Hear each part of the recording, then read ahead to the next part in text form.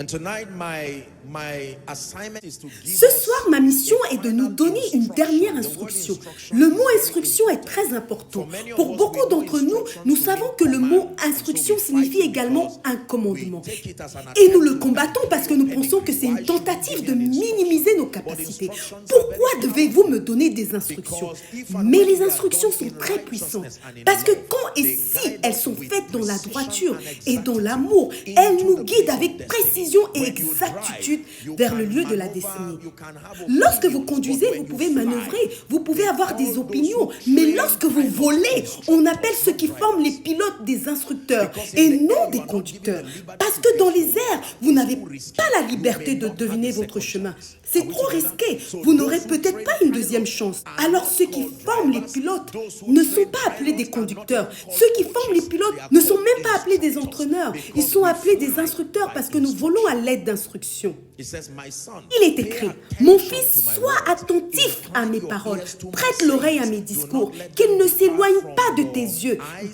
Garde-les dans le fond de ton cœur, car c'est la vie pour ceux qui les trouvent. » Et rappelez-vous qu'il y a une loi qui dit « Celui qui cherche trouve. Si vous ne cherchez pas, vous ne trouverez pas. » Et la Bible rajoute « C'est la santé pour tout leur corps. » Je vais vous donner 5 instructions prophétiques que je crois que le Seigneur a placées dans mon cœur. Je veux que vous soyez attentifs. Écrivez chacune d'entre elles. Ce sont des instructions qui vont nous permettre d'avoir une garantie si nous nous maintenons dans la justice par la grâce de Dieu, non seulement pendant notre temps de pause, mais nous aurons également une garantie que l'année 2023 commencera sur une bonne note. La plupart du temps, parce que les croyants n'ont pas d'instructions prophétiques, nous avons tendance à avorter ce à quoi nous avons consacré du temps pendant toute l'année. Vous pouvez imaginer quelqu'un qui a passé tout son temps à construire et à travailler et qui par négligence perd tout. Dieu est l'alpha et l'oméga. Il ne commence pas pour laisser les choses en plan. Lorsqu'il commence, il achève. Sommes-nous ensemble? Instruction numéro 1. C'est la parole de Dieu pour nous en tant que famille dans le monde entier et ensuite cela s'étend au corps du Christ. Premièrement, adonne-toi continuellement à la parole et à la prière. Écrivez-le s'il vous plaît. Adonne-toi continuellement à la parole et à la prière. Actes des Apôtres, chapitre 6, verset 4. C'est la première instruction prophétique que Dieu nous donne. Si nous voulons vraiment être la lumière et le sel de la terre, même pendant que nous sommes en pause, et vous savez, tout au long de notre expérience chrétienne, il est important pour nous de comprendre que nous devons nous adonner continuellement à la parole et à la prière. Dans les Actes des Apôtres, chapitre 6, verset 4, ceci était le conseil des apôtres qui disait ceci. Et nous continuerons à nous appliquer à la prière et au ministère de la parole. Sommes-nous ensemble? Adonne-toi continuellement à la parole et à la prière. Dans 1 Timothée 4, à partir des versets 15 et 16, 1 Timothée 4, versets 15 et 16, il est écrit dans la version King James, « Médite sur ces choses, donne-toi tout entier à elles, donne-toi tout entier à elles, afin que tes progrès soient évidents pour tous. » Tes progrès ne seront jamais évidents aux yeux de tous lorsque tu banalises les choses spirituelles. Tout ce qui concerne la parole et la prière, tu dois méditer sur ces choses. Certaines de ces choses que tu as prises tout au long de cette année, la parole de Dieu précise que c'est ta responsabilité. En fait, il est écrit, appliquez-vous à affermir votre vocation et votre élection. Cela signifie qu'il est de ta responsabilité d'empêcher les hommes de douter de la validité de ton expérience chrétienne. Sommes-nous ensemble? Donc, premièrement, adonne-toi continuellement à la parole et à la prière. Très rapidement, deuxièmement, quelle est la deuxième instruction que Dieu nous donne? Deuxièmement, investissez dans votre santé et votre bien-être. Investissez dans votre santé et votre bien-être. Tout au long de cette pause, et pour le reste de votre vie, investissez dans votre santé et votre bien-être. J'ai mis entre parenthèses le repos. R-E-P-O-S. S'il vous plaît, écrivez-le. N'est-il pas étonnant que le repos puisse être une instruction? le repos. Genèse Genèse chapitre 2, versets 2 et 3. Un passage qui m'a délivré il y a des années de cela. Dieu acheva au 7e jour son œuvre qu'il avait faite. Ce qui signifie que si vous êtes paresseux, vous n'êtes pas la ressemblance de Dieu. Prêtez attention s'il vous plaît. Ceci est un message pour quelqu'un. La Bible dit que même si Dieu possède toutes choses, ce n'était pas une raison pour lui de se laisser aller à la paresse. Comment le Créateur peut-il encore travailler? La Bible dit qu'au 7e jour, Dieu acheva son œuvre qu'il avait faite et il se reposa. Il se reposa. Dieu s'est reposé au 7e jour de toute son œuvre qu'il avait faite. Verset 3. Et Dieu bénit le 7e jour et le sanctifia, parce qu'en ce jour, il se reposa de toute son œuvre. Puis-je vous dire ceci? La science nous révèle que le repos est thérapeutique. Il y a beaucoup de personnes qui sont mortes aujourd'hui, non pas à cause des démons, mais à cause du manque de compréhension des lois de la vie. Sommes-nous ensemble? Si la spiritualité n'est pas tempérée avec la sagesse, elle peut conduire une personne à la destruction. Surtout en Afrique, nous sommes fiers de notre fanatisme sans limite. Une limite que la sagesse pourrait nous apporter. Nous nous surpassons sans savoir que nous sommes toujours liés à ce corps mortel. Et nous le faisons à notre détriment. Il y a des gens qui s'effondrent de tous côtés. Vous voyez ce que j'ai appris sur la santé? C'est que les conséquences ne sont pas visibles immédiatement. Elles s'accumulent généralement les unes après les autres. Si dans la quarantaine, vous commencez à avoir un problème de santé, il y a de fortes chances que ce soit l'effet cumulatif de l'insouciance depuis l'âge de 20 ans. Le fait que vous soyez insouciant avec votre corps tout en se réveillant en bonne santé ne signifie pas pour autant que vous alliez bien. Sommes-nous ensemble? Adonnez-vous continuellement à la parole et priez. Puis, investissez dans votre santé. Dans Marc chapitre 4 à partir du verset 38, un passage très puissant.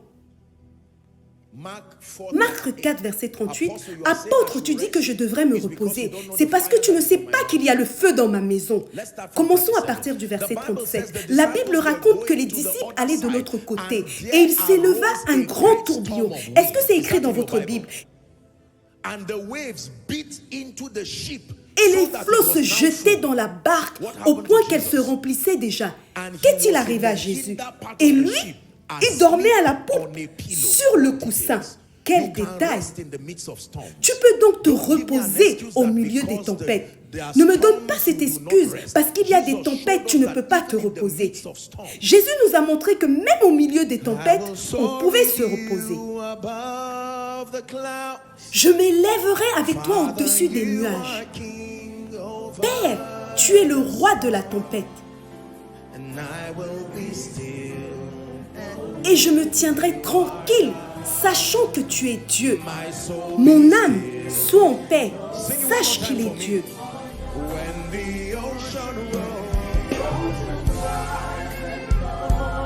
Lorsque l'océan se soulèvera et que les tempêtes se lèveront, je me lèverai avec toi au-dessus des nuages. Père, tu es le roi de la tempête. Je me tiendrai tranquille, sachant que tu es Dieu.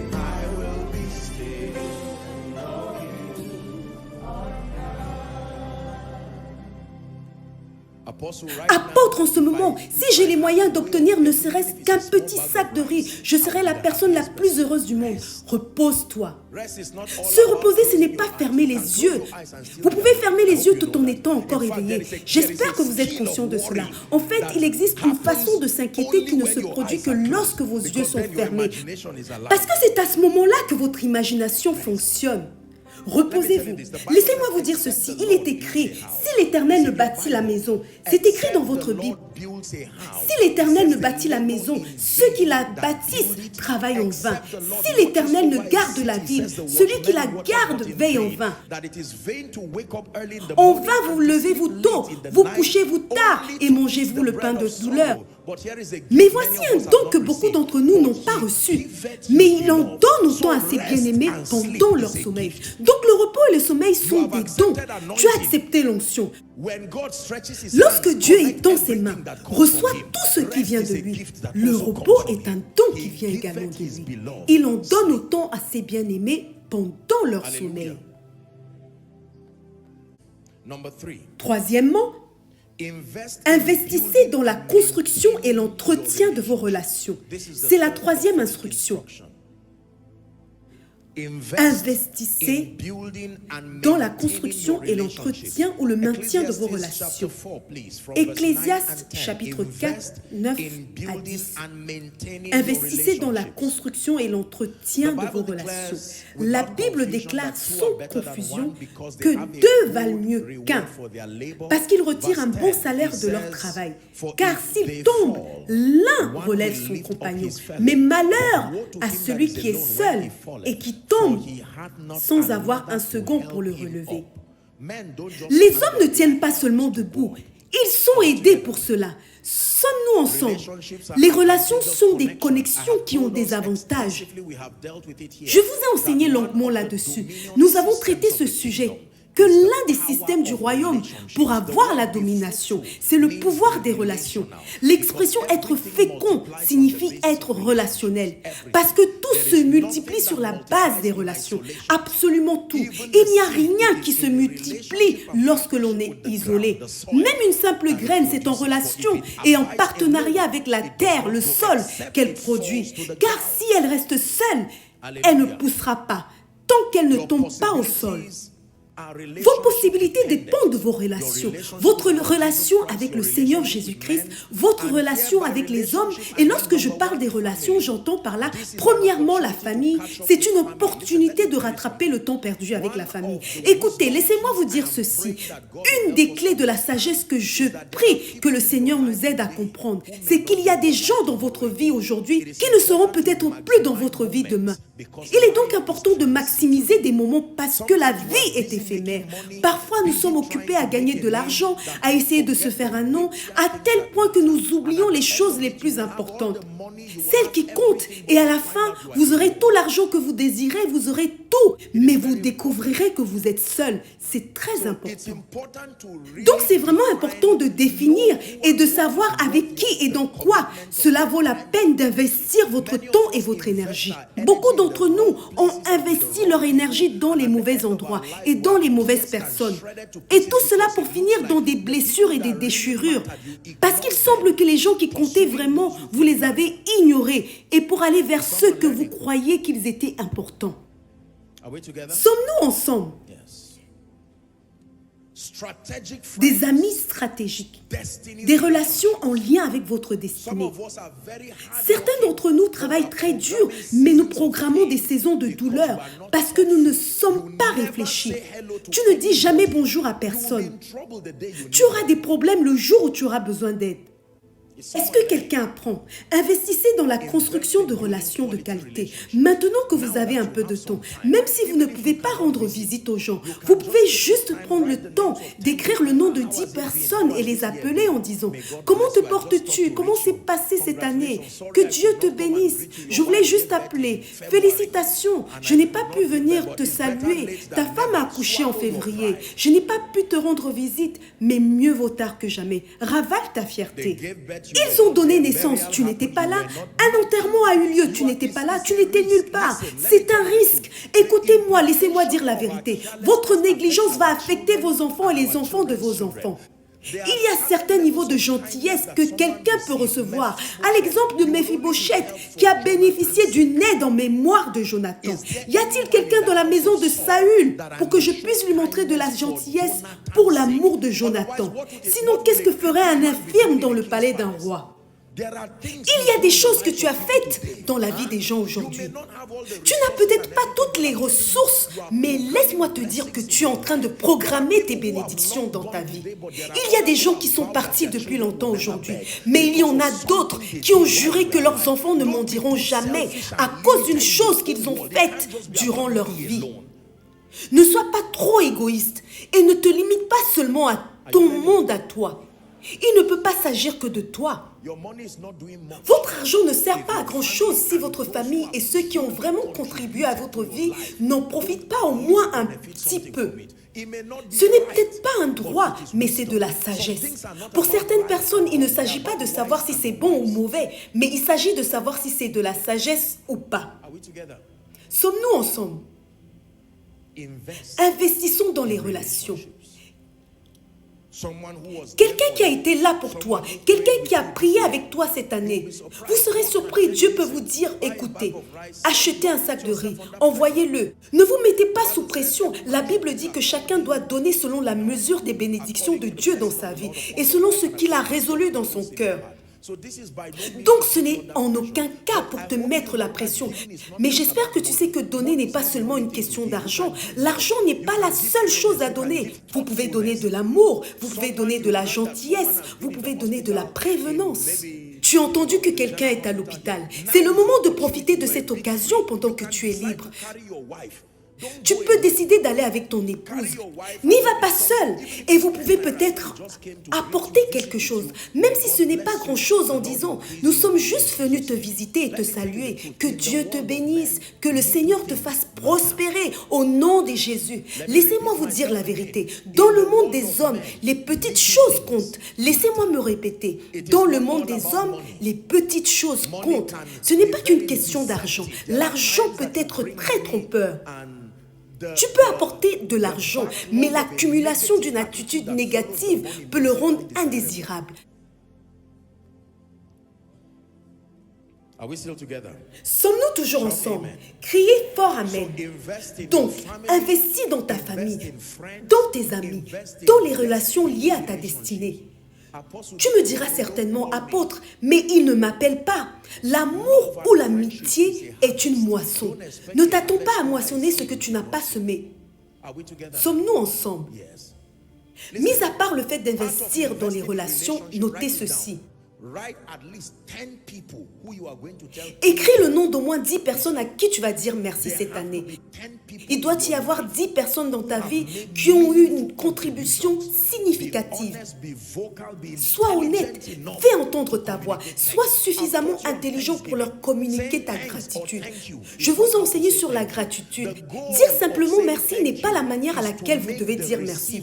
Le but d'exprimer sa gratitude, c'est de faire percevoir au destinataire que tu es reconnaissant. Tant que le destinataire n'a pas perçu que vous êtes reconnaissant, vous n'avez pas dit merci. Écoutez, laissez-moi vous dire ceci. Il y a des personnes qui n'ont pas la grâce d'avoir la faveur dans leur vie, mais leur gratitude va favoriser la présence de la faveur. Jusqu'à ce que la faveur vienne, ils seront tellement reconnaissants à tel point qu'on ne pourra pas les ignorer. Tu vas leur servir un repas, ils vont te remercier, comme si tu leur avais acheté un avion. Tu te sentiras tellement coupable de les ignorer. En raison de leur gratitude, ils vont continuer à te le rappeler 6 mois après cela. Mais pour d'autres personnes, c'est l'opposé. Tu as fait faire des vœux aux gens pour lesquels ils ont dû plus tard demander pardon à Dieu à cause de ton attitude. Apprends à être reconnaissant. Ne prenez pas la gentillesse, l'amour et la générosité des gens pour acquis. On peut ressentir la gratitude. La gratitude se ressent. Et cela inclut respectueusement les conjoints, parce que parfois les plus grandes aides dans vos vies sont ceux qui sont le plus souvent négligés à cause de la familiarité. Parfois, il faut mettre des moments particuliers de côté. Parents, remerciez vos enfants. Enfants, remerciez vos parents. Époux, épouses, soyez reconnaissants mutuellement. Sommes-nous ensemble? Remerciez votre patron, votre personnel. Vous êtes peut-être le visage que l'on voit, mais il y a des mains qui rendent ce visage visible. N'ignorez pas la contribution des gens dans votre vie. Maman, merci.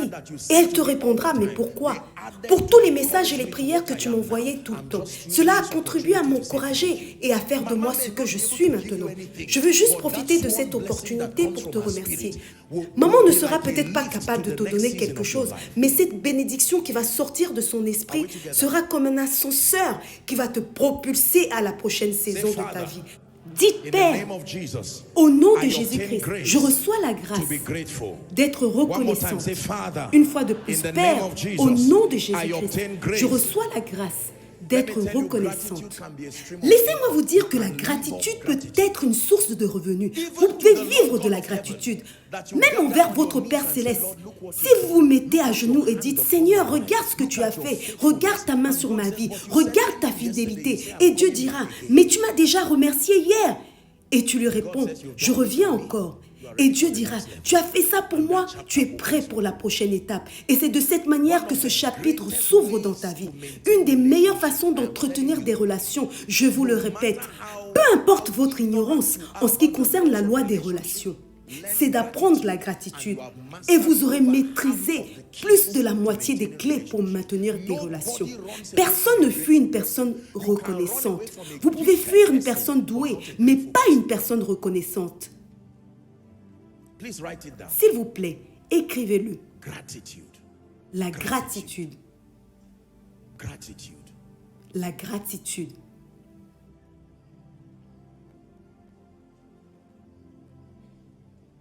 Est-ce que quelqu'un apprend? Quatrièmement, êtes-vous prêt pour le quatrième point? C'est très sérieux et j'aimerais que vous soyez attentifs à la quatrième instruction. C'est de faire une retraite de fin d'année ou une retraite personnelle, si vous voulez l'écrire de cette manière. Vous ne pourrez jamais être la lumière et le sel de la terre de manière durable tant que vous n'avez pas compris la puissance et le mystère des retraites. Ésaïe 40, commençons la lecture à partir du verset 29. Il est écrit, il donne de la force à celui qui est fatigué, il augmente la vigueur de celui qui tombe en défaillance. Voici la condition de l'homme qui nécessite une retraite. Prêt? 1, 2, lisons ensemble. Les adolescents se fatiguent et se lassent. Et les jeunes hommes chancellent. Ce n'est pas une déclaration négative. C'est la description d'une condition qui est commune à tous les hommes. Cela signifie que l'épuisement qui vous arrive spirituellement, émotionnellement, psychologiquement et même physiquement, aussi longtemps que vous serez dans ce corps mortel, cet épuisement sera présent à tel point que même les adolescents ne sont pas épargnés. Bien qu'il est écrit, la force des jeunes gens est leur gloire. Les adolescents se fatiguent et se lassent et les jeunes gens chancellent. Mais la roue de secours se trouve au verset 31. Mais cela veut dire que ce n'est pas tout le monde qui est intéressé par ce processus spirituel. Mais ceux qui se confient en l'Éternel renouvellent leur force. Ils prennent le vol comme les aigles. La Bible rajoute qu'à l'aide de ce mystère, ils vont courir. Et on aura l'impression qu'ils ne vont jamais se fatiguer. Tu es un être humain, mais pourquoi tu ne te fatigues pas? Parce qu'ils ont trouvé la puissance et l'excellence des retraites. Ils marchent et ne se fatiguent point. But thou, O Lord, art a shield for me, my glory, you lift my head. Seigneur, tu es mon bouclier, ma gloire, tu relèves ma tête. O Lord, art a shield for me, my glory, the lift. Seigneur, tu es mon bouclier, ma gloire, tu relèves ma tête. I lay me down and I slept.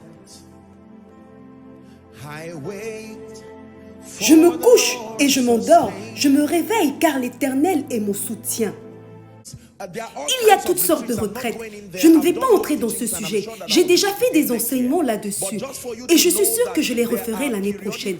Mais c'est juste pour que vous sachiez qu'il y a des retraites périodiques, hebdomadaires, mensuelles. Mais il y a également des retraites stratégiques à des moments déterminants de votre vie, comme les anniversaires ou la fin de l'année, comme c'est le cas actuellement. Lorsqu'une saison majeure change dans votre vie, tu dois faire une évaluation honnête de l'année ou de la saison écoulée. C'est à ce moment-là que vous prenez le temps de réfléchir et d'évaluer l'année. Vous évaluez l'année par rapport à certains nombres de paramètres. Premièrement, votre vie spirituelle. Je vais juste les énumérer. Deuxièmement, votre transformation mentale. Troisièmement, votre santé et votre bien-être. Quatrièmement, votre but et votre mission. Dans quelle mesure avez-vous progressé dans ce domaine? Cinquièmement, vos finances. Sixièmement, vos relations. Il existe des indices que tu vas utiliser pour t'évaluer. Nous utilisons toujours des paramètres tels que l'argent et les choses matérielles pour mesurer si l'année a été bonne. Mais le succès se compose de plusieurs dimensions. Le fait d'exceller dans toutes ces dimensions, c'est ce qui va ajouter une valeur à votre succès global. Votre vie spirituelle, votre transformation mentale, votre santé et votre bien-être, vos finances, votre mission, vos relations. Faites une évaluation honnête de votre vie. Est-ce que quelqu'un est en train d'apprendre? Comment était cette année 2022 spirituellement? Puis-je dire que j'ai fait des progrès dans ma vie de prière, dans l'étude de la parole? Ai-je grandi en caractère, en amour et en marchant dans les voies de Dieu? Et la transformation mentale. Avez-vous eu accès à du matériel de qualité pour construire votre esprit, votre philosophie et vos orientations? Qu'en est-il de votre santé? Alléluia. Qu'en est-il de vos finances? L'économie ne contribue qu'à votre prospérité. Ce n'est pas la base de votre prospérité, mais c'est votre compréhension, votre philosophie, votre compréhension globale. Ce n'est pas ce que vous faites, c'est ce que vous savez qui soutient ce que vous faites. Certains d'entre nous ont été bénis par Dieu cette année, mais nous avons été négligents dans nos finances. Laissez-moi vous dire la vérité. Il faut un plus grand niveau de discipline pour maintenir les choses spirituelles quand on est béni. Parce que vous allez avoir plusieurs options. Il y a beaucoup de gens qui ont l'air d'être de bonnes personnes, mais qui ne le sont pas. C'est juste la condition économique qui leur donne cette apparence. Parce qu'ils n'ont pas d'option. Vous êtes seulement juste dans la mesure où vous pouvez avoir des alternatives dans votre vie. Sommes-nous ensemble?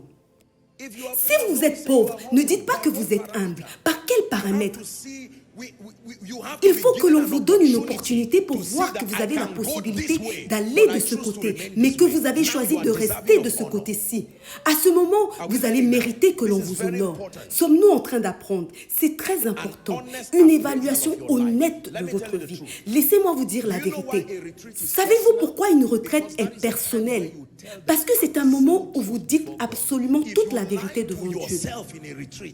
Si vous vous montez à vous-même dans une retraite, je ne saurais plus comment vous appeler. I love you forever. I love you forever. I love you forever, Lord. I love you forever. I love you forever. I love you forever. Un moment d'évaluation est un moment où Jésus lui-même, la lumière, éclaire ta vie. Et tu te vois tel qu'il est. Ah, cette année, je n'ai pas vraiment réussi dans ma vie spirituelle. Cette année, j'ai été négligent, négligente. Cette année, en tant que père de famille, je n'ai pas été responsable.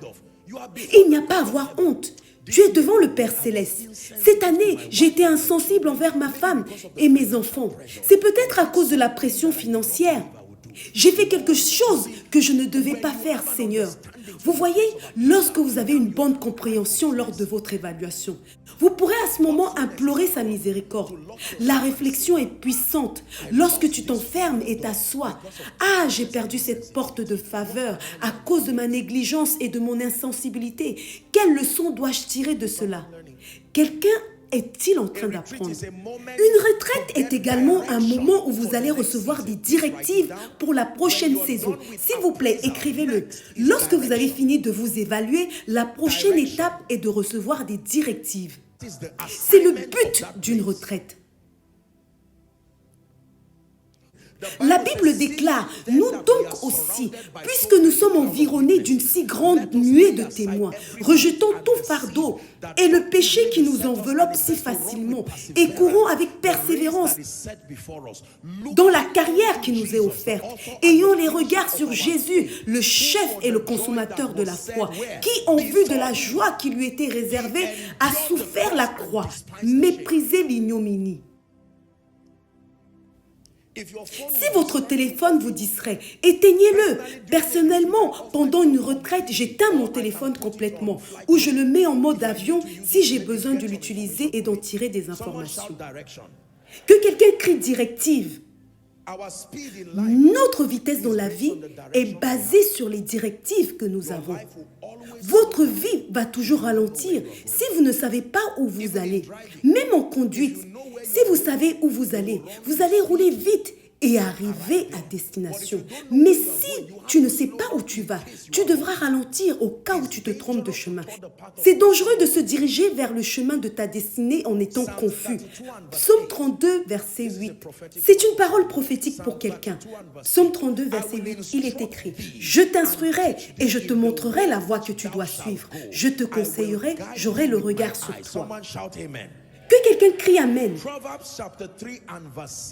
Proverbe 3, verset 6. Reconnais-le dans toutes tes voies et il aplanira tes sentiers. Dieu peut diriger les hommes lors d'une retraite. Vous vous chamaillez et Dieu peut dire, écoutez, c'est l'endroit où vous êtes. Vous devez vous déplacer vers une autre adresse. Un mot de Dieu peut vous faire sortir de cette situation.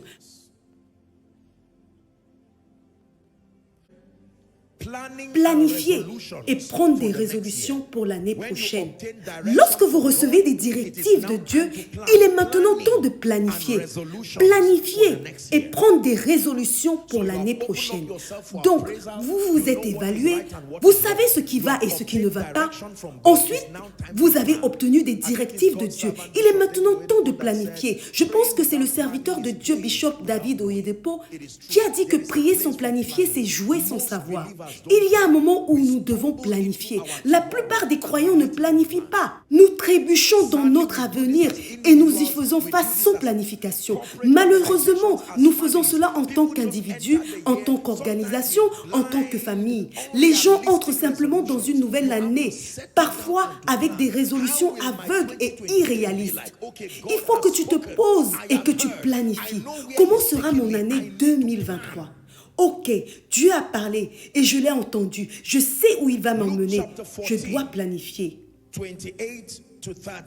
Luc 14, verset 28 à 30. Car lequel de vous, s'il veut bâtir une tour, ne s'assied pas d'abord pour calculer la dépense? C'est ça la planification. La mission de la planification est de vous aider à calculer la dépense et voir s'il a de quoi la terminer. De peur qu'après avoir posé les fondements, il ne puisse l'achever et que tous ceux qui le verront ne se mettent à se moquer de lui en disant « Cet homme a commencé à bâtir, mais il n'a pas pu achever. » La capacité de terminer dépend aussi d'une bonne planification. Je vais planifier ma vie spirituelle pour 2023. J'étais tellement occupée avec mon travail que cela a affecté ma vie de prière, mon étude de la parole. Je dois créer un système qui tienne compte de ma vie. S'il vous plaît, accordez-moi votre attention. Vous savez pourquoi beaucoup de gens, je dis cela par rapport à la jeune génération. Savez-vous pourquoi? Lorsque beaucoup de gens terminent leurs études, leur vie spirituelle s'effondre. Parce que dans cet environnement, vous n'avez pas grand-chose à faire. Tu n'as pas d'enfants à charge, tu n'as pas d'autres responsabilités. Donc ta vie tourne juste autour des cours, des réunions de prière et c'est tout. Et lorsque vous devenez père de 3 ou 4 enfants, vous êtes cadre supérieur dans une entreprise, votre présence peut être sollicitée à tout moment. Ils peuvent vous appeler de manière impromptue, à l'improviste et vous demander, s'il vous plaît, soyez à Londres demain soir. Vous devez redéfinir votre vie spirituelle en fonction de la réalité actuelle de votre vie. Si vous utilisez le modèle du campus où vous étiez capable de prier pendant 8 heures sans interruption, vous serez une personne inefficace. Cela fonctionnait parce que vous n'aviez pas certaines responsabilités. Créez un programme, même si c'est une fois par mois. Je vais passer du temps avec ma famille. Si quelqu'un vous appelle, dites-lui s'il vous plaît, je passe du temps avec ma famille. Sincèrement, c'est l'une des bénédictions des Occidentaux. Vous pouvez littéralement demander aux gens de vous excuser en disant que vous êtes en train de passer du temps avec votre famille et ils vont le respecter. Terminons ce point. Que devrait-il se passer dans une retraite? Recevoir la grâce de faire. Écrivez la grâce de faire en majuscule. Votre retraite ne sera pas terminée tant que vous n'avez pas obtenu la grâce de poser des actions.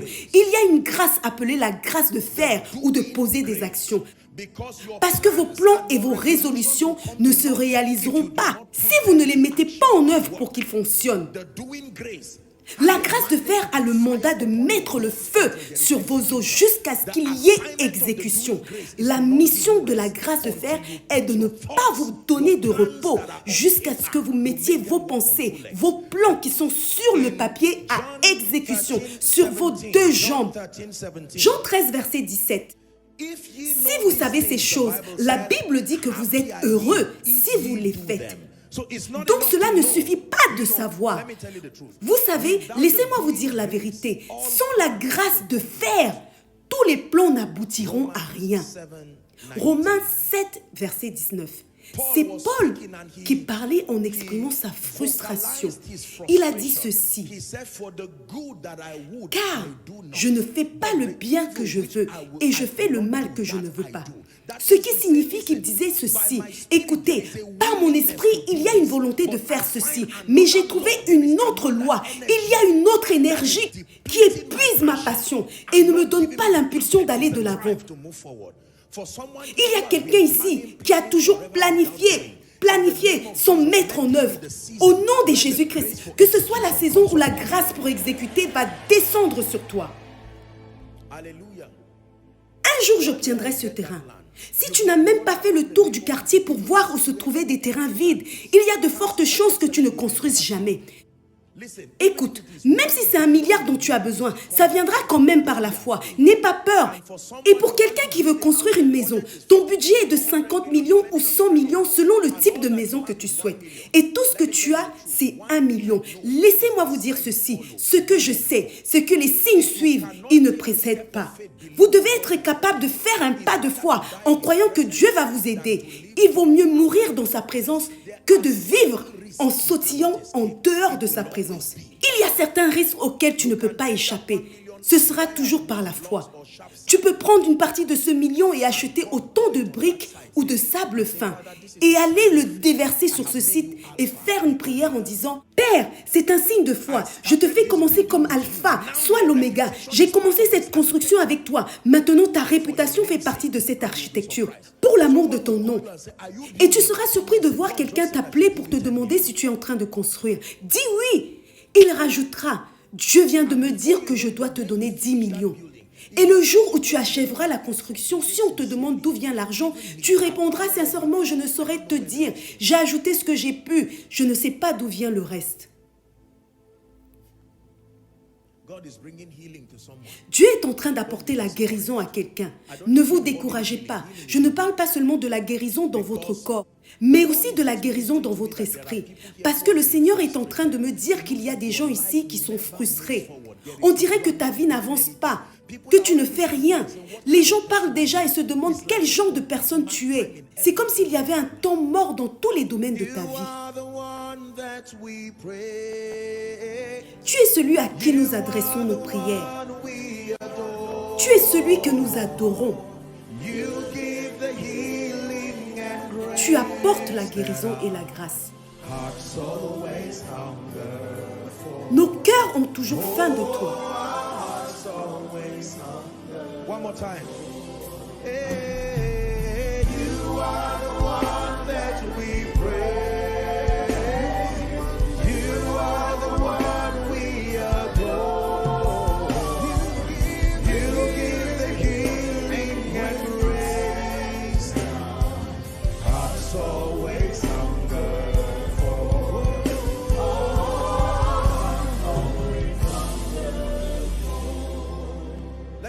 Laisse-moi te dire quelque chose que je sais à propos de Dieu. Je ne sais pas tout sur lui. Nous restons des étudiants qui apprennent. Mais laisse-moi te dire quelque chose à propos de Dieu. Dieu restaure.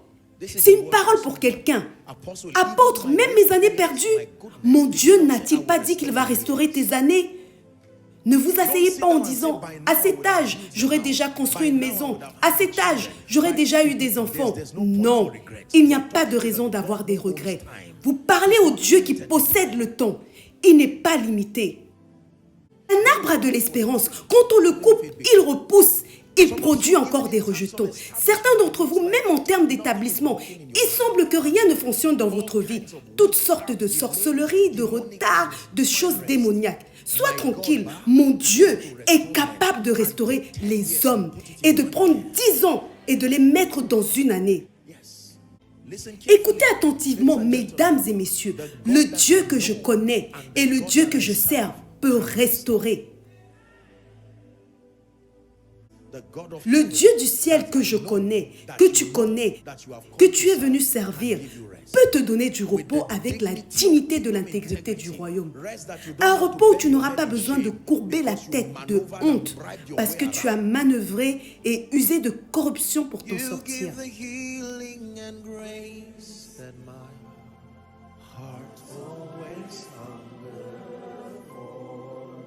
Oh